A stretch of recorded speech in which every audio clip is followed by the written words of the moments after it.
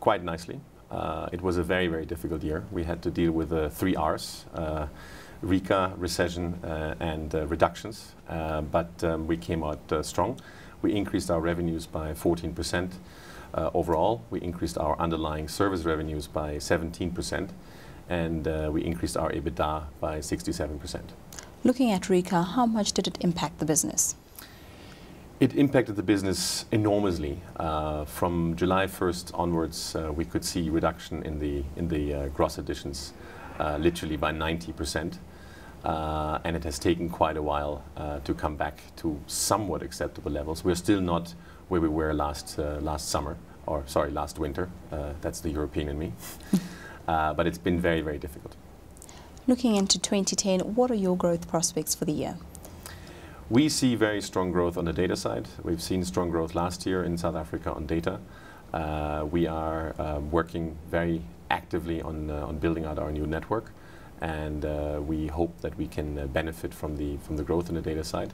But we also see that the reduction of the interconnect has actually led to higher call volumes.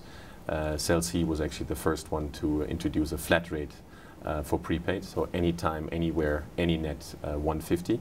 And we've just introduced that also for postpaid and for control chat. And we believe that we will see growth on the voice side as well. Okay. We know that South Africa is quite a saturated market, so the next move would see you going into Africa. Any prospects of increasing your African footprint?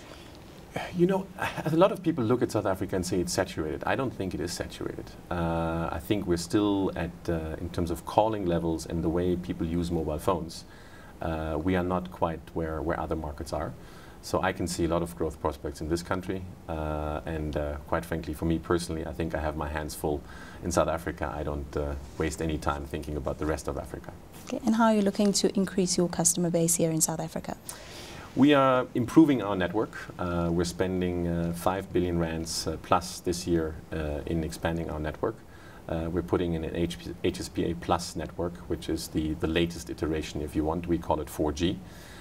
We're doing that on a 900 megahertz band, so that provides us much wider and much deeper reach. We're also improving our customer care experience by putting in a new billing system and new customer care systems. And last but not least, but very importantly, we're looking much, much closer at the segments and the targets and how we can satisfy, if you want, the customer needs a lot better and create new products and services. We've done that, for example, with Nike football. We've done that with All Week 100. We've done it last year with Wink, a product for women, or Gospel, which is a lifestyle product. Can you talk us through the Pan-African roaming deal you currently have with Zain? Yeah, we've signed, we're very happy about this. We've signed up with Zain actually prior to the Bharti deal for essentially a Pan-African roaming deal, which allows our customers to go into Africa where Zain is present, and vice versa, allows the Zain customers to come actually for the World Cup 2010 and afford the same local rates that they afford in their home countries.